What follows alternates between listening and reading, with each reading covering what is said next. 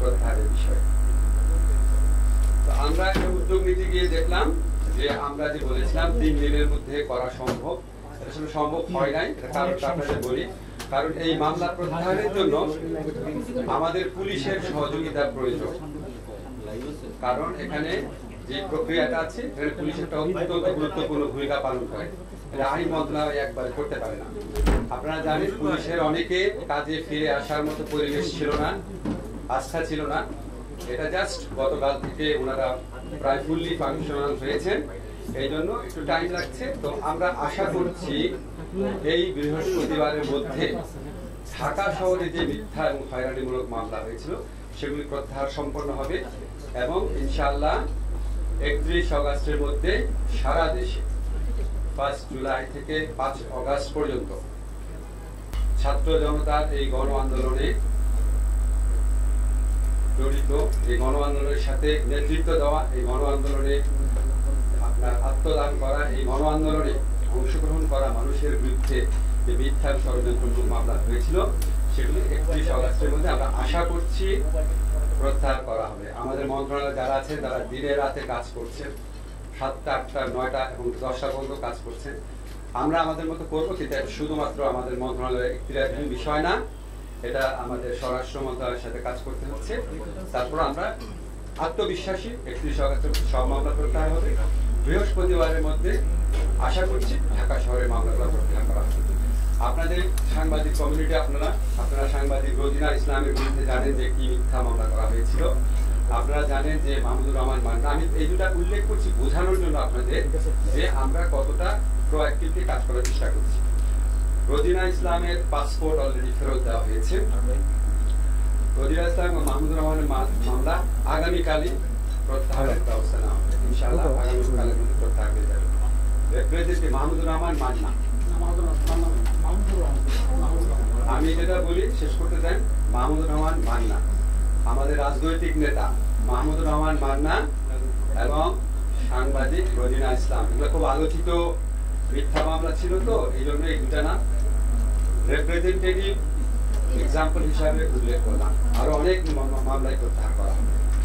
আমরা বিচার বিভাগের সংস্কারের জন্য কিছু উদ্যোগ গ্রহণ করেছি অল্প সময়। এর মধ্যে আমরা মাননীয় প্রধান বিচারপতি সহ আপিল বিভাগে বিচারপতি নিয়োগ দেওয়ার ক্ষেত্রে আইন মন্ত্রণালয়কে যে সহযোগিতামূলক কার্যক্রম করতে হয় সেটা আমরা সম্পন্ন করেছি।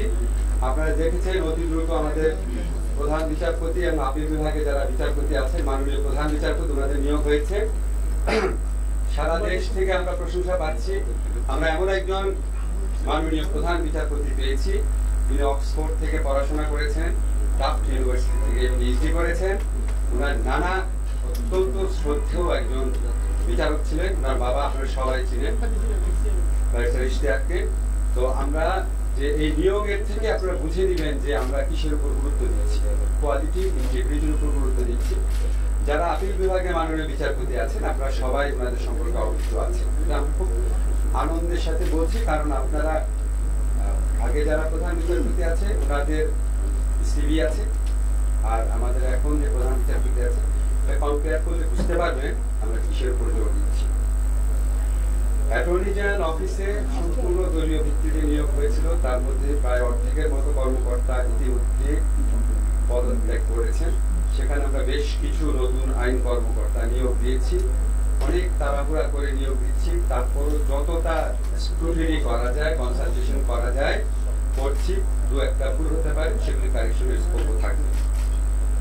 আমরা বাংলাদেশের সুপ্রিম কোর্টের সাথে পরামর্শক্রমে সকল বিচার বিভাগীয় কর্মকর্তা এবং তাদের পরিবারের সদস্যদের দেশে বিদেশে অবস্থিত স্থাবর অস্থাবর সম্পত্তির হিসাব বিবরণী আগামী 10 কর্মদিবসের মধ্যে দাখিল করার নির্দেশ দিয়েছি।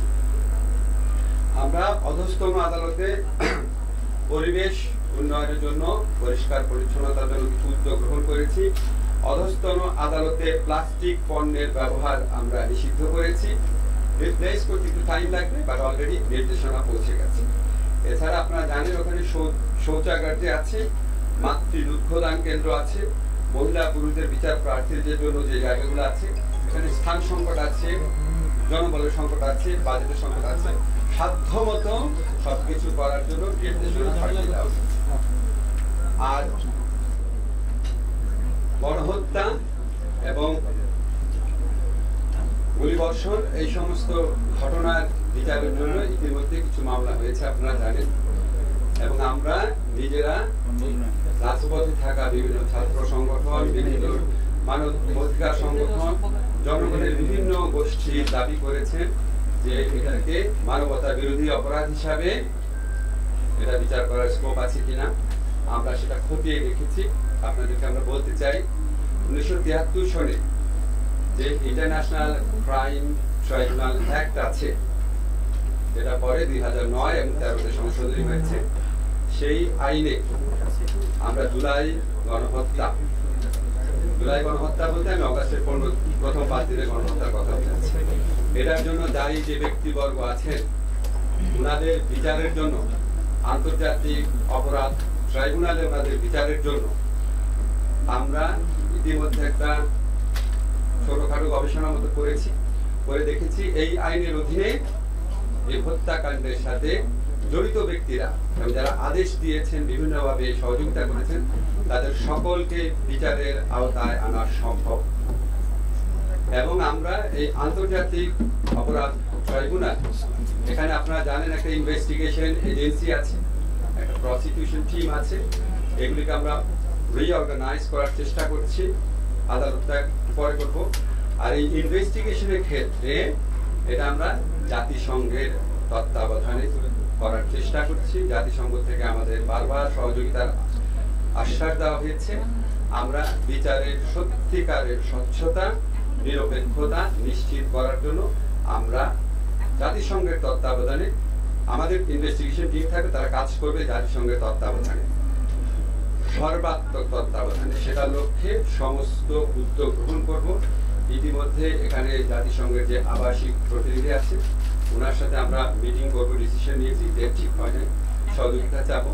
এছাড়া আমাদের আরো উচ্চ পর্যায় থেকে জাতিসংঘের বিভিন্ন কনসার্ন এজেন্সি আছে, ওনাদের সাথে যোগাযোগ করা হবে, আমরা করবো। আমরা আশা করছি দ্রুত আমরা এটা শুরু করতে পারবো। এই হচ্ছে আমার বক্তব্য।